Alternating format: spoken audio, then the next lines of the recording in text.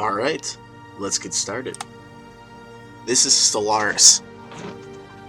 Really fun, awesome game. I started playing through it not too long ago. I saw Day 9 had streamed it, I think last week is when he streamed it.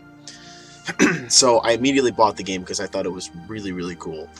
And I've been playing it a lot, so I figured I would stream it. So basically, it's a grand strategy game. The games take forever. So, it's funny. In the 3 hours that I'm going to stream this, we're not even going to get close to anywhere near any progress. It takes a long time. But it is such a fun thing to do that I couldn't help it. I had to play it. So this was my first.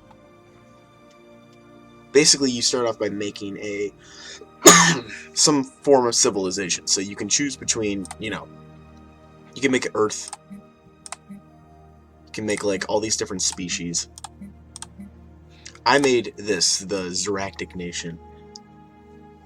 And basically you choose the world, you choose like what kind of like political, like what their politics are, what their culture is, and like what they're good or bad at. So I'm gonna create a new one just for the stream.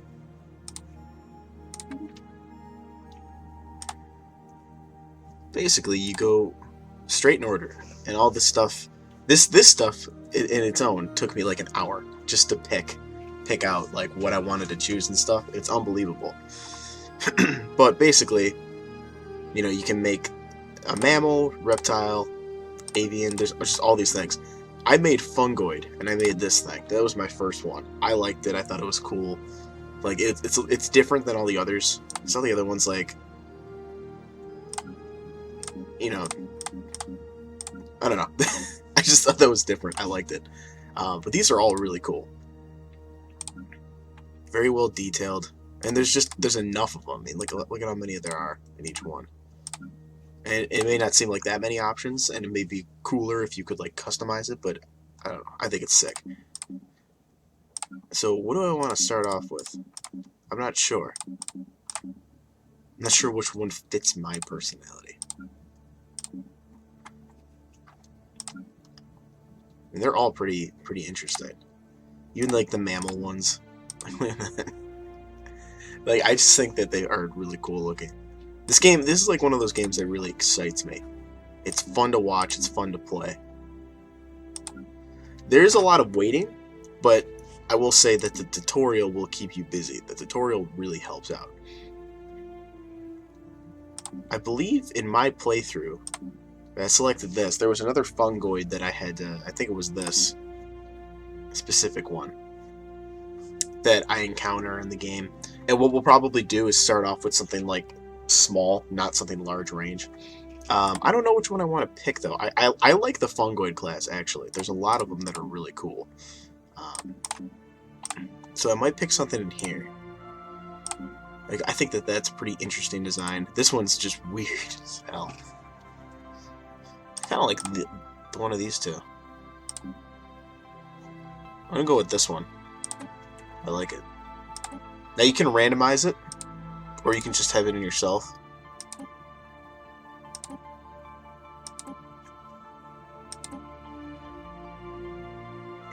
Benthelians, Benthel. Just Gorf.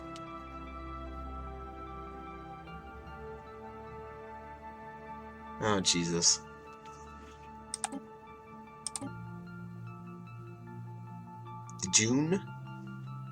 Dejuni? I kind of like that, actually, but that doesn't really fit with fungal stuff. Oh well. It's the Dejun people. That's what it's going to be. Alright, so basically we have to choose what our ships are going to look like. So if you find fungoid, this shows like examples of like what the leader names, ship names, fleet names, and planet names are going to look like. And then it wants like a ship prefix. So like this is something that comes after all the ship names that means something. Now, I don't know. Let's just do something like that. See? puts that at the beginning of everything. I don't think it needs it. I was thinking it would. I don't think it will. I think that's fine. Okay, so this next part are these trait points and picks. So basically, you have to pick traits that best fit your species, which again is pretty interesting. But you can't have too many of one trait, if that makes sense. So basically, if I choose something like this and this, see how this is -1, and I have 2 traits left to pick. I have to pick something that is also, it's going to even this out, basically. So that's okay. I could also do something like, if I do something like this, see how it's -5? It has to be evened out in some way, shape, or form, basically. So what I did with the first one was just, well, what do I want to make? What kind of culture do I want to make? And the last one, I made a very non-militaristic one, and actually it works out really well if you're not militaristic. So I'm going to kind of focus on that again. Each one of these, as you can see here at the bottom, they like explain what they are. So like thrifty. Members of this species are instinctively economical and are always looking to make a good profit whenever it comes to, whatever comers need cutting. Is that really what that says? Okay. And then there's things like agrarian, and all of them have their perks, obviously. These first 4 are all going to take 2 off of this. So I have to keep that in mind, because if you have to have this balanced out. But I'm allowed to pick 4 of these. So you gotta remember that too. I think what normally is a good idea is to pick one of these, and I'll explain why in a little bit. But I'm going to pick a natural physicist's, and then one of these as well. And then we're going to have to pick some negative qualities as well. And all the negative ones are in red, and they're all -1. I don't think there's any that are minus like 2 or 3. Yeah, it doesn't look like there are. So whatever I pick, actually that won't work out that way if I do that. So we have to, I mean, we could be in the negatives, but it also there's some sort of like issue if we're in the negatives. So we can't, can't be all negative like that. For their diligent, hardworking nature, always go above and beyond. Probably want to do something like that. Okay, so right now we're -1, right? So we have to add something that'll increase that. So I'm going to say that they're weak, which is probably a good thing.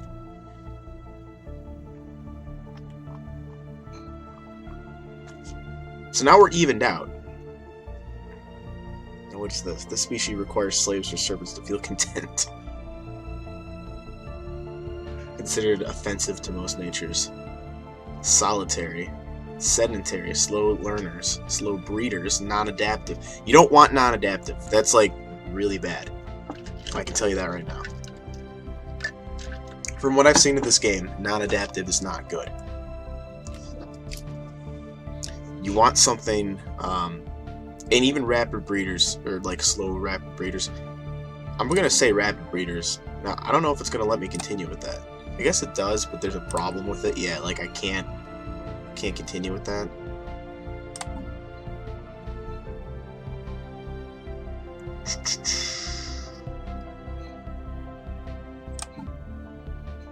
Yeah, like I can't. It has to even out. I don't think that there's a way for it to do it with it not evening out like that. So I believe it has to even out in some way. And since I can't pick anything else, I'm going to have to get rid of, like, Industrious. And pick something that only has 1. Members of the species are highly communal, quite used to living in close proximity to each other. That's actually pretty good. We're going to go with that. So there, now it's nice and evened out. Now we can continue. Because, see, like, anything that's in red there can't be empty, Which is interesting, because I don't know how you could possibly pick something, like, very strong. Because that's +4. You everything else has to be like bad stuff. Extremely adaptive is 5. I have no idea how you can get through with that, but apparently you can. So make him male. So now I'm naming the leader. Holy crap. Adad Uvamava. Uvimava. Oh my god, these names. Obanva Uviwadiv. Holy crap. Urav Uvi Ipav. I kind of want something that I can pronounce. We'll do Adad Uvijov. Uvijod. That's what we'll do. Now, sometimes you can choose these things, but you can't with the fungal classes. Let's do the blue. I like the blue. That's cool looking. Alright. So now we have that done. And that's taken up quite a bit of time already. And we're not even close to done yet. Jewel Prime. Drag. I feel like it should be named after him. Don't you? He is the ruler. He is the first ruler. And we want to remember the first ruler. And then we get to choose the star name, which is pretty interesting too. So, the solar system, I usually just set it random. I don't know the difference. I mean, and then the continental world. So, this is important because the habitability of other planets is going to determine like how this is going to work, like how easy it is to inhabit other planets. First, let's make the star name. So, which would the star name be? Let's I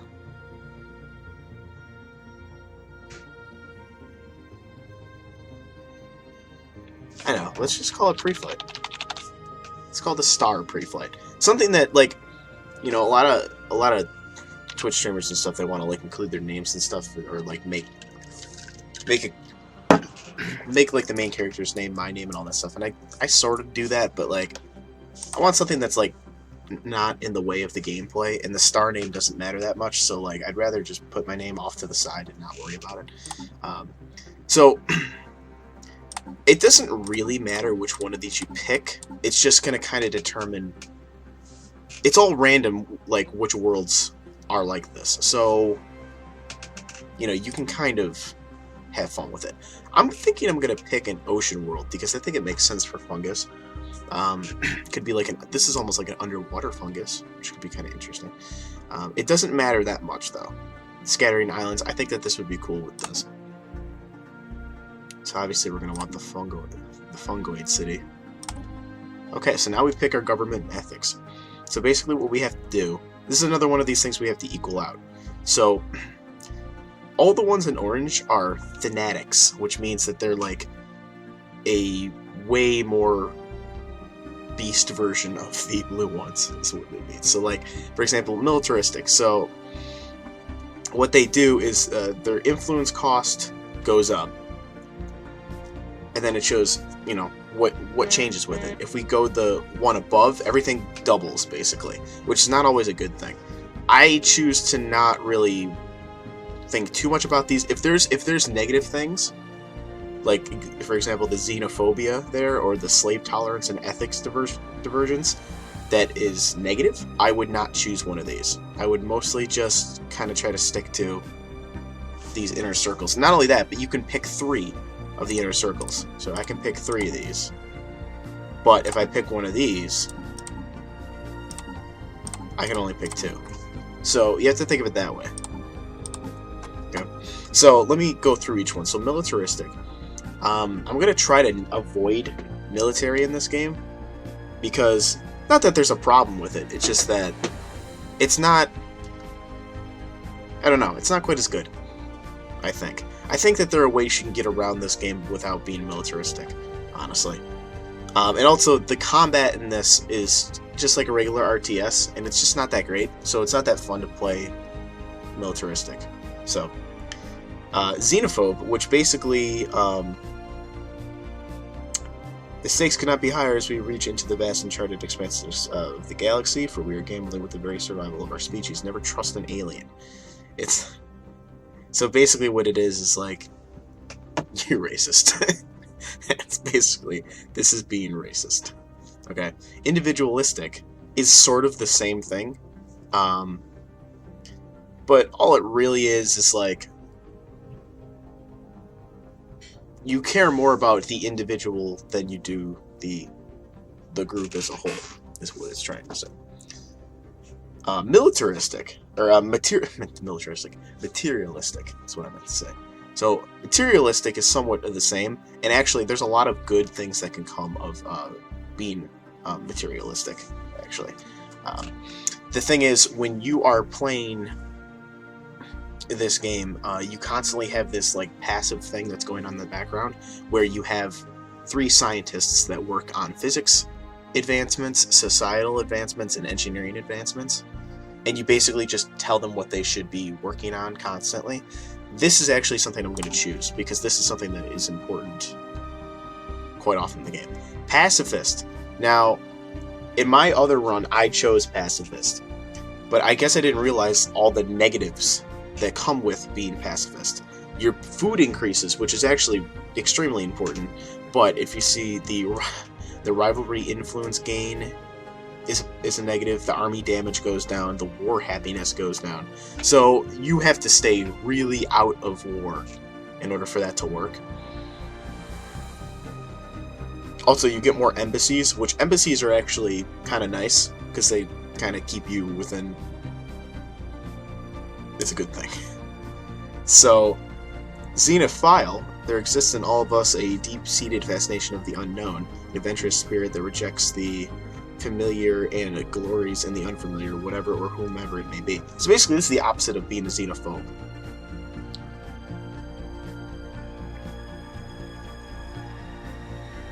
So basically, it's like being much more friendly with other aliens, which I'm going to do as well. And then collectivist, and then spiritualist. Spiritualist is not a terrible thing to have, because all it really does is increase your happiness. And collectivist makes slavery tolerant, basically, but it helps your, as you can see, it helps your food consumption go down. So I'm going to go with spiritualist. And then, through this, we get to pick, basically, one of these. So, this determines what our species, how it picks its leaders, essentially. So, we can either do an indirect democracy, which holds an election every 5 years. We can do holds an election every 40 to 50 years to select a new ruler. Or, each ruler can build an oversized military station, which basically means that the ruler is there till the ruler dies. This is the same thing, except that each ruler can build a tomb monument building. And this is due to the spiritualistic nature of our clan here. Oh, I can only pick 2? I can pick one more. Oh, that's interesting. I guess some of them cost more. I guess spiritualistic costs more, and that's why. Can we do that? Let's do that. So society has long since evolved past the insignificant rivalries and concerns of the individuals. We are numerous but one, and the needs of the many outweigh the needs of the few, which is probably not a terrible thing. So, each ruler can build an elite assault army, and it increases our research speed. I'm going to go with this one. So hold an election every 40 to 50 years to select a new ruler, I think. Yeah, I like that. This government is a materialistic form of oligarchy, where a committee of scientists supervises the government apparatus for maximum efficiency.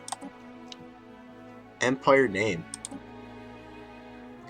The Dejun Syndicate. The United Dejun Stars.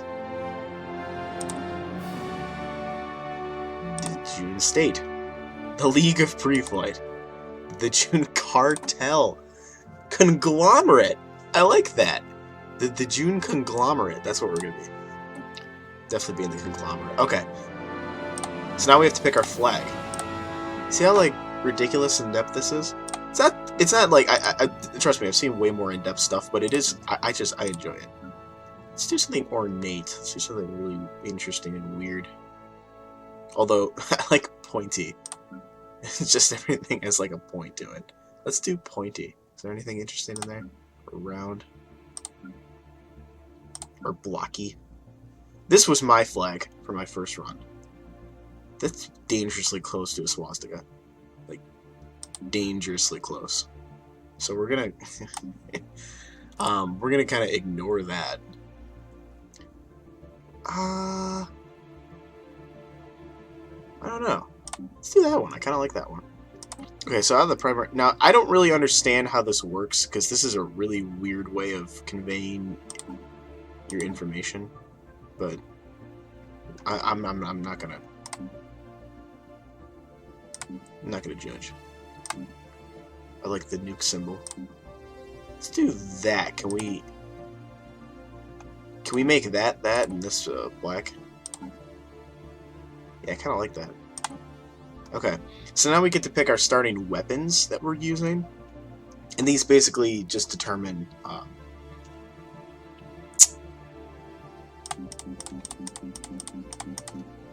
how powerful our military is. I mean, they all have their advantages, so, you know, not one of them is better. These direct energy weapons emit focused laser beams at the target. They are effective at medium to close range, largely ignoring the bulk of enemy armor. Mass drivers that use electromagnetic catapults to accelerate projectiles towards targets at blinding speeds. While somewhat limited in range, their kinetic energy and high rate of fire chew through shields with ease. And then space-to-space missiles armed with nuclear warheads. Missiles have excellent range, but they're vulnerable to interception by point defense systems. So, these ones I like better. One of these. And if you look at these two, like, this is effective at medium to close range. This has a limited range as well.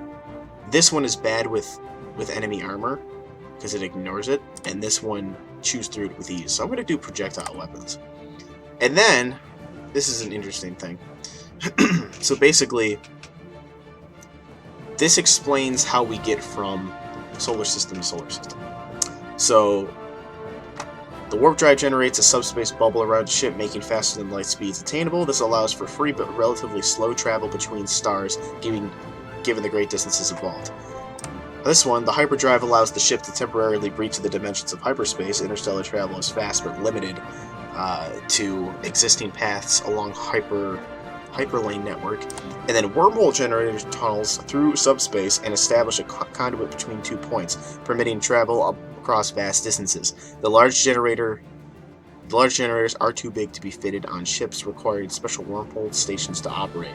So, basically what the differences with all of these are is, like, this one is a lot easier.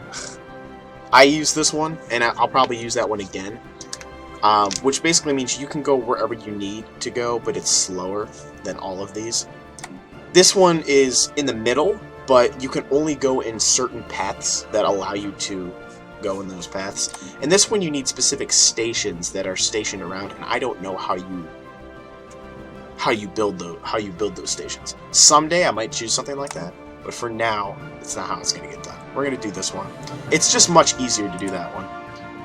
So let's just pick the fungoid ship, because it's cool looking. So we go ahead and save that. The June Conglomerate. Alright, so now this is where we choose, basically, the, what's the word? I just had it on the tip of my tongue. Basically, the situation that we're going to be in. So I'm going to pick tiny, because, trust me, you don't want, like, for this, like, I want to try to complete this on stream. Maybe it's not going to be done today, but, like, at some point, I don't want anywhere near this many stars. So we're going to pick a tiny solar system. I actually did elliptical last time, so I want to do ring. I want to see the difference. AI empires, last time I did 5. That's a good amount. Advanced AI starts basically means that your one of your AIs is going to get an advantage. I don't think we should do that. I think it should be right there. Now it goes from normal to hard to insane. So I'm going to do normal. Allow fast and light method.